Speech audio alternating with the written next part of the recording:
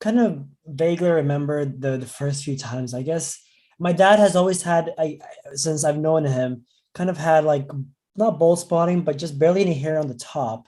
And so I became, I guess, a little more self-conscious back in med school. And I guess when I guess I saw it become more evident as I began to see like sort of being able to see through my hair the background. And so to me, I Okay. was like, this doesn't feel like I'm barely like what I was probably 24, 25 then. I was like, I'm barely this age and I feel like I'm already losing it. But then I was like, well, I know it's expensive. And I actually did end up going to I ended up talking to some friends and they're like, well, you should try um Minoxidil, and I said, well, let me just give it a shot. And I tried it, but I guess I don't feel like it has worked to the extent that I want to. In the Okay. back, you can still see like a little circle, like it's gradually spreading through. Thankfully, I'm not bald, so I'm thankful for that. But I feel like I rather um, have a bit of, I'd rather have some thicker hair and more hair on me. I feel like that would help me a lot. My dad has kind of like thinning hair in the front area, Okay. and Okay.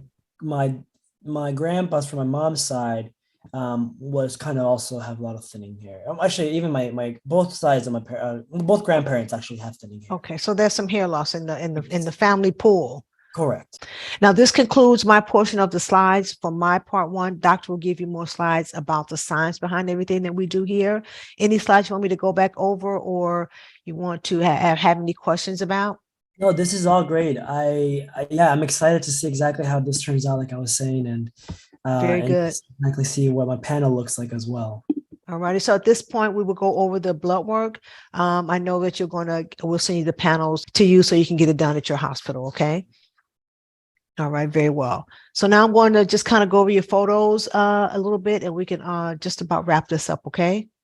We'll send you the blood work panels and we can make that appointment. You say you're probably going to go the first week in January. Yeah, I should have it by then. I'll try to go the last week of December. Hopefully, that's when I'll be able to have it. Okay. So let me just, By the way, quick question. In regards to the yes. medications and stuff like that, will this affect also other areas that are hairy? Like, for example, I don't know, my facial hair or my eyebrows or my pubic hair or any other areas or chest areas? Affected as in what way? With like the pill or No, the no. absolutely not. Okay. Okay. Very good. Okay, so 2:30 on January the 24th. We're going Yes. to schedule that in hopes that you get your blood work done by January the 6th. Yes. All righty, so we have you on the 24th, 2/24 at 4:30. And that's it. That's a wrap with it. So we'll get you the blood work panels. You may have them now. We have you tentatively scheduled to get your blood work drawn before the 6th, and then we made you for the 24th. So that's enough time, even if you do before the 6th. Okay. Sounds good.